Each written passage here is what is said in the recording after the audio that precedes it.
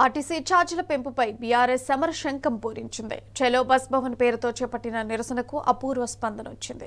Hyderabad city చుట్టుపక్కల నుంచి BRS నేతలు కదం తొక్కారు. బస్ భవన్ వద్దకు బస్సులో భారీగా తరలివచ్చారు. రేవంత్ సర్కార్ తీరును బీఆర్ఎస్ నేతలు ముక్త కంఠంతో ఖండించారు. ఆర్టీసీని నష్టాల్లోకి తీసుకొచ్చారని మండిపడ్డారు. ఆర్టీసీ కార్గోను ప్రైవేటీకరించిన రేవంత్ సర్కార్ ఆర్టీసీని ప్రైవేట్ పరం చేసే కుట్రకు పాల్పడుతోందని ధ్వజమెత్తారు. మొత్తానికి బీఆర్ఎస్ చలో బస్ భవన్ కార్యక్రమం గ్రాండ్ సక్సెస్ అయింది.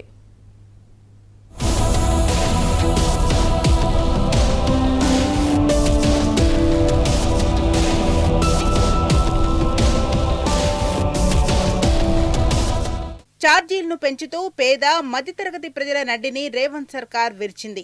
సిటీలో ఆర్టీసీ ఛార్జీలను పెంచి పెనుభారం మోపింది. కాంగ్రెస్ ప్రభుత్వ తీరును నిరసిస్తూ బీఆర్ఎస్ పార్టీ చలో బస్ భవన్ పేరుతో ఆందోళన చేపట్టింది. చలో బస్ భవన్ కార్యక్రమానికి మంచి స్పందన వచ్చింది. బీఆర్ఎస్ నేతలు, శ్రేణులు, కార్యకర్తలు, ప్రజలు బస్ భవన్ కి తరలొచ్చారు.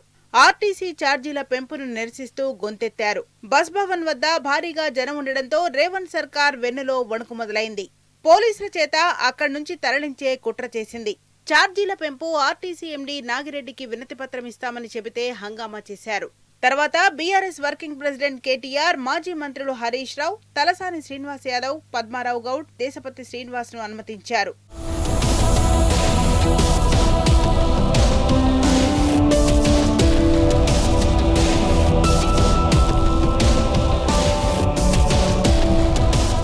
బస్ భవన్ వద్ద భారీగా పోలీసులను మోహరించారు. లోపలికి వెళ్లనీయకుండా బారికేడ్లు ఏర్పాటు చేశారు. బీఆర్ఎస్ నేతలు, పోలీసులకు వాగ్వాదం జరిగింది. మీడియాను కూడా అనుమతించక రేవంత్ సర్కార్ తన నియంతృత్వాన్ని మరోసారి రుజువు చేసుకుంది. బస్ భవన్ కి వచ్చే నేతలను ఎక్కడికక్కడ గృహ నిర్బంధం చేసి పైశాచిక ఆనందం పొందింది. ఎక్కడికక్కడ బీఆర్ఎస్ నేతలను అడ్డుకుంది. రేవంత్ సర్కార్ నిర్బంధం ఉన్నప్పటికీ భారీగా తరలొచ్చారు. బస్ భవన్ జనసంద్రాన్ని తలపించింది. బస్ భవన్ వద్ద బీఆర్ఎస్ సైనికులను చూసి రేవంత్ సర్కార్ గుండెల్లో రైళ్లు పరిగెత్తాయి. బీఆర్ఎస్ చలో బస్ భవన్ కార్యక్రమం విజయవంతం అవడంతో రేవంత్ సర్కార్ జీర్ణించుకోలేకపోయింది.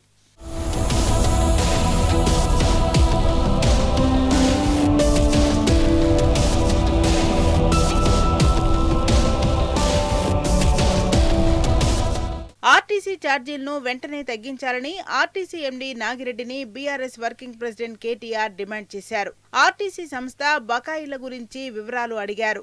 రేవంత్ సర్కార్ గప్పాలు కొట్టే మహాలక్ష్మి పథకం 1353 కోట్ల రూపాయల బకాయి ఉందని ఆర్టీసీ ఎండీ నాగిరెడ్డి అంగీకరించారు. ఆర్టీసీ లాభాల్లో ఉందని, ఏ బకాయి లేదని మంత్రి పొన్నం ప్రభాకర్ బీరాలు పలికారు. వాస్తవ పరిస్థితి అందుకు విరుద్ధంగా ఉందని ఆర్టీసీ ఎండీ అంగీకరించారు. బీఆర్ఎస్ హయాంలో ఆర్టీసీకి 9,246 కోట్ల గ్రాంట్ విడుదల చేశామని కేటీఆర్ స్పష్టం చేశారు. రేవంత్ సర్కార్ ఆర్టీసీని పట్టించుకోవడం లేదని మండిపడ్డారు. దేశంలో మెజార్టీ ప్రజా రవాణా వ్యవస్థలు నష్టాల్లో ఉన్నాయని కేటీఆర్ గుర్తు చేశారు. ప్రజా రవాణా ప్రభుత్వం బాధ్యత అని నెలకు 500 కోట్ల రూపాయల గ్రాంట్ ఇవ్వాలని డిమాండ్ చేశారు. కానీ రేవంత్ సర్కార్కు కమిషన్లు ముఖ్యమని, ఆ క్రమంలో ఆర్టీసీని ప్రైవేటీకరించే కుట్ర జరుగుతోందని కేటీఆర్ విరుచుకుపడ్డారు. ఒకవైపు ఫ్రీ బస్సు పెట్టింది మీరు, ఆర్టీసీని నష్టాల్లోకి నెట్టింది మీరు, మరి నష్టం భరించాల్సింది మీరు కదా. మళ్ళీ ప్రజలను నడ్డి విరగొడతామంటే ఇది ఎక్కడి వాదన? రెండవది మేము అడిగేది, మహిళలకు ఫ్రీ బస్ అన్నారు, పురుషుడికి డబుల్ రేటు, ఇంట్లో ఉండే పిల్లలకు బస్ పాసులు 25% పెంచారు. దానివల్ల ఒక కుటుంబానికి దాదాపు 25-30% పెరిగినట్ట. మెట్రోను ఆల్రెడీ సక్సెస్ఫుల్గా ఎలగొట్టారు. ఎల్ఎన్టీని తరిమేశారు. ఉన్న ఆర్టీసీని కూడా ప్రైవేట్ పరం చేసే ప్రయత్నం చేస్తూ ఉన్నారు. కార్గో సేవలు కేసీఆర్ గారు ప్రారంభించి సంవత్సరానికి 100 కోట్ల రూపాయలు వచ్చే విధంగా, ఆర్టీసీకి లాభాలు వచ్చే విధంగా వారు తయారు చేస్తే కేసీఆర్ ప్రభుత్వం ప్రైవేట్ పరం చేసినారు. భవిష్యత్తులో ఆర్టీసీని కూడా ప్రైవేట్ పరం చేయాలనే కుట్ర కనబడతా ఉన్నది. కేవలం రేవంత్ రెడ్డి గారు కమిషన్ల కోసం, ప్రైవేట్ సంస్థల దగ్గర లాలూచీ కోసమే ఈ పని చేస్తున్నట్టుగా మా అనుమానం. మీరు భరించకుండా, ప్రభుత్వం భరించకుండా ప్రజల నడ్డి విరగొడుతున్నారు. ఫ్రీ బస్ అంటున్నారు, మరి ఆ ఫ్రీ బస్సును పెంచండి, మహిళలకు సీట్లు దొరికేటట్టు చేయండి, ఏసీ బస్సులకు విస్తరించండి, బస్సుల సంఖ్య పెంచండి. మేము దాన్ని వ్యతిరేకించట్లేదు. ఎక్కడైనా సరే ప్రభుత్వమే ఆ నష్టాలు భరాయించాలి తప్ప ప్రజల మీద తోసేసి తప్పించుకుంటామంటే కుదరదు. దీని గతంలో కేసీఆర్ ప్రభుత్వం సంవత్సరానికి 1,500 కోట్లు ఇచ్చి ఆర్టీసీకి నష్టాలు వస్తే భరించింది. మీరు కూడా అదే ఆలోచన చేయాలి తప్ప ప్రజలను నడ్డి విరిగొట్టేటట్టు ఆలోచన చేస్తే మాత్రం దీన్ని వ్యతిరేకిస్తాం. తప్పకుండా ప్రభుత్వం దిగొస్తుందని ఆశిస్తున్నాం. ఇంకో మేధావి ఆర్టీసీ లాభాల్లోకి వచ్చింది అంటాడు. మరి లాభాల్లో ఆర్టీసీ ఉంటే రేట్లు ఎందుకు పెంచుతున్నారు? ఈ ప్రశ్న ప్రజలు అడుగుతున్నారు. ప్రజల తరపున ప్రధాన ప్రతిపక్షం బీఆర్ఎస్ అడుగుతున్నది, కేసీఆర్ గారి బృందం అడుగుతున్నది. సమాధానం చెప్పాలని ప్రభుత్వం. కేసీఆర్ గారు ఆర్టీసీ కార్మికులను ప్రభుత్వ ఉద్యోగులుగా గుర్తిస్తూ జీవో ఇచ్చారు, కేబినెట్ లో తీర్మానం చేశారు. మీరు అపాయింటెడ్ డే ఇవ్వట్లేదు, వాళ్ళకి పీఆర్సీలు ఇవ్వట్లేదు, వాళ్ళకి ఇచ్చిన ఏ ఒక్క హామీ నిలబెట్టుకోవట్లేదు. వాళ్ళ యూనియన్లకు అవకాశం ఇస్తాం, ఇది ప్రజాపాలన అన్నారు. మరి ఎక్కడ పోయిన యూనియన్లు ఈరోజు? ఆల్రెడీ రేవంత్ రెడ్డి ప్రభుత్వం వచ్చిన తర్వాత రాష్ట్ర ఆర్థిక పరిస్థితి ఇప్పటికే చాలా దారుణంగా ఉంది. ఈ రకంగా బస్సు ధరలు కూడా పెంచితే, బస్ ఛార్జీలు పెంచితే సామాన్యుడు, ముఖ్యంగా స్టూడెంట్స్, ముఖ్యంగా సామాన్య మధ్యతరగతి ప్రజలు ఇబ్బంది పడతారు. కాబట్టి ప్రభుత్వమే ఈ నష్టాలు భరించాలి. మీరే ఆలోచించి మీరే తీసుకొచ్చిన స్కీమ్ను విజయవంతంగా విస్తరించండి, దానికి మేము స్వాగతిస్తాం. కానీ నష్టాలు ప్రభుత్వం భరించాలి తప్ప ప్రజల మీద తోయొద్దు అనేదే మా ప్రధానమైన డిమాండ్. మరి ప్రభుత్వం దీనికి సమాధానం చెప్పాలి, రోల్ బ్యాక్ చేయాలి. ఆ డిమాండ్తోనే బస్ భవన్కి వచ్చాం. కాంగ్రెస్ ప్రభుత్వంపై మాజీ మంత్రి హరీష్ రావు తీవ్ర స్థాయిలో విరుచుకుపడ్డారు. పెంచిన బస్ ఛార్జీలు వెంటనే తగ్గించాలని కోరితే అక్రమ అరెస్టులు చేయటమేంటని మండిపడ్డారు. అక్రమ అరెస్టులు రేవంత్ రెడ్డి నిరంకుశత్వానికి నిదర్శనమని ఫైర్ అయ్యారు. ప్రశ్నించే హక్కును 7వ గ్యారంటీగా అందిస్తామని చెప్పి మాట తప్పారని ఆగ్రహం వ్యక్తం చేశారు. ఇందిరమ్మ పాలన తేవడం అంటే ఎమర్జెన్సీ పాలన తీసుకురావడమా అని హరీష్ రావు నిలదీశారు. పెంచిన ఛార్జీలు దించేదాకా బీఆర్ఎస్ పోరాటం కొనసాగిస్తూనే ఉంటుంది. ఇవాళ రేవంత్ రెడ్డి ప్రభుత్వం పేదల నడ్డీ విరిచిండు, నిరుద్యోగ యువకుల నడ్డీ విరిచిండు. అందువల్ల మేము ఒకటే కోరుతా ఉన్నాం, నువ్వు ఇప్పటికి 5 సార్లు బస్ ఛార్జీలు పెంచావు, రౌండ్ ఫిగర్ పేరు మీద ఒకసారి పెంచావు, టోల్ గేట్ల పేరు మీద ఒకసారి పెంచావు, బస్ పాసీలను ఒకసారి పెంచావు, పండుగ పేరు మీద డబుల్ ఛార్జీలు వసూలు చేశావు. ఇవాళ హైదరాబాద్ లో కూడా ఛార్జీలు పెంచావు. మెహదీపట్నం నుంచి ఆర్టీసీ క్రాస్ రోడ్ పోవడానికి టికెట్ కొంటే నిన్నటిదాకా 30 రూపాయలు, ఇలా 40 రూపాయలు చేసిండు. అంటే 10 రూపాయలు పెరిగింది. పోయేటప్పుడు 10 రూపాయలు, వచ్చేటప్పుడు 10 రూపాయలు, అంటే రోజుకి 20 రూపాయలు. నెలకు 600 రూపాయలు పేదవాళ్ళ మీద భారం పడ్డది. మొన్నటి వరకు 1300 రూపాయలు, ఇప్పుడు ఈ బస్ పాస్ 1600 చేశారు. నిరుద్యోగ యువకుడు ఉద్యోగం కోసం హైదరాబాద్ లో కోచింగ్ తీసుకుంటున్న ఈ తమ్ముడికి నెలకు 300 రూపాయలు భారం. అంటే జాబ్ క్యాలెండర్ ఇవ్వలేదు, ఉద్యోగాలు ఇవ్వలేదు, పైగా బస్ ఛార్జీలు పెంచి ఆ పిల్లల మీద భారం వేయడం జరిగింది.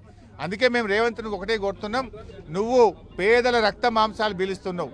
రేవంత్ రెడ్డి చేసిందేమన్నా ఉన్నది అంటే ఇవాళ నువ్వు ధరలు పెంచుడు, కమిషన్లు దంచుడు. ఇంతకు మించి రేవంత్ రెడ్డి ఏం చేసినాడు ఆయన? ఆర్టీఏ ఛార్జెస్, అంటే ఒక డ్రైవింగ్ లైసెన్స్ తీసుకున్నా, ఒక మోటార్ సైకిల్ కొనుక్కుంటే ఆర్టీఏ ఛార్జెస్ పెంచి పేదల మీద భారం వేశావు. ఇప్పుడేమో బస్ ఛార్జీలు పెంచావు. అంటే పెంచుడు తప్ప రేవంత్ రెడ్డికి దించుడు తెలియదా? మేము ఆర్టీసీ ఉద్యోగులను ప్రభుత్వ ఉద్యోగులుగా గుర్తించి ఆర్టీసీని కాపాడాలని 9,000 కోట్ల గ్రాంట్ మేము ఇచ్చినాం. అయ్యా పొన్నం ప్రభాకర్, నువ్వు కదా ఇవాళ ఉప్పల్ వర్క్షాప్ను, మియాపూర్ వర్క్షాప్ను అమ్మకానికి పెట్టింది. నువ్వు కదా కార్గోను ప్రైవేట్ పరం చేస్తుంది. నువ్వు కదా ఆర్టీసీ డిపోలను ప్రైవేట్ వాళ్ళకి అప్పచెప్పింది. బీఆర్ఎస్ ఎప్పుడన్నా అప్పచెప్పిందా అని నేను అడుగుతా ఉన్నా. ఎందుకు ₹1 గ్రాంట్ ఇవ్వలేదు? నువ్వు మహిళలకు ఫ్రీ ఇచ్చిన అంటున్నావు, మగవాళ్ళకు డబుల్ చేసినావు. ఇంకేం పాడైంది? భార్యకు ఫ్రీ అంటివి, భర్తకు టికెట్ డబుల్ చేస్తేవి, ఆడికాడికి అయిపోయాయి. మగవాళ్ళు ఎక్కువ ప్రయత్నిస్తారు. అంటే ఒక రకంగా నువ్వు దించింది తక్కువ, పెంచింది ఎక్కువ. భార్యలకు ఫ్రీ అంటే భార్యలు అందరూ వెళ్ళరు కదా, అందరూ ఉద్యోగులు ఉండరు కదా, గృహంలో ఉంటారు కదా, భర్త అయితే రోజు వెళ్తాడు. అంటే ఈ రకంగా ప్రజల మీద రేవంత్ రెడ్డి ప్రభుత్వం వేసిన భారం ఎక్కువ, ప్రజలకు తగ్గించింది తక్కువ. ఇదంతా కూడా మోసం. ఈ రేవంత్ రెడ్డికి చిత్తశుద్ధి ఉంటే పేదలు ప్రయాణించే ఆర్టీసీ బస్ ఛార్జీలు ఏదైతే పెంచినావో తక్షణమే దాన్ని ఉపసంహరించుకోవాలని బీఆర్ఎస్ పార్టీ పక్షాన్ని డిమాండ్ చేస్తారు. చలో బస్ భవన్ కార్యక్రమాన్ని అడ్డుకునేందుకు పోలీసులు విశ్వ ప్రయత్నాలు చేశారు. బీఆర్ఎస్ ఎమ్మెల్యేలు నేతలను అడ్డుకొని హౌస్ అరెస్ట్ చేశారు. మాజీ మంత్రి సబితా ఇంద్రారెడ్డిని గృహ నిర్బంధం చేశారు. శాసనమండలి మాజీ చైర్మన్ స్వామి గౌడ్ ను రాజేంద్రనగర్ లో హౌస్ అరెస్ట్ చేశారు. ఎమ్మెల్సీ సెంబిపూర్ రాజు నివాసం, కూకట్పల్లిలో ఎమ్మెల్యే మాధవరం కృష్ణారావు ఇళ్లు, కుషాయిగూడలో ఉప్పల్ ఎమ్మెల్యే బండారి లక్ష్మణ్ రెడ్డి ఇంటిని పోలీసులు గృహ నిర్బంధం చేశారు. ఉప్పల్ ఎమ్మెల్యే బండారి లక్ష్మారెడ్డిని కుషాయిగూడ పోలీసులు నిర్బంధించారు. బస్ భవన్ వద్ద బీఆర్ఎస్వి రాష్ట్ర అధ్యక్షుడు గెల్లు శ్రీనివాస్ యాదవ్, తుంగబాలు, కోవ విజయ్ ను అరెస్ట్ చేశారు.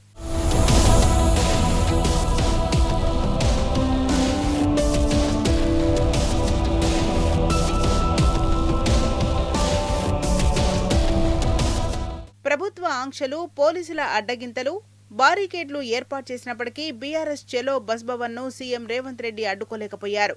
సిటీ నలుమూలల నుంచి అశేషంగా బీఆర్ఎస్ శ్రేణులు తరలివచ్చి చెలో బస్ భవన్ కార్యక్రమం విజయవంతం చేశారు. కేటీఆర్ నేతృత్వంలో కదం తొక్కి పెంచిన బస్ ఛార్జీలను వెంటనే తగ్గించాలని హుకుం జారీ చేశారు. బీఆర్ఎస్ చెలో బస్ భవన్ కార్యక్రమంతో సీఎం రేవంత్ రెడ్డి వెన్నులో వణుకు మొదలైందని అనలిస్టులు విశ్లేషిస్తున్నారు.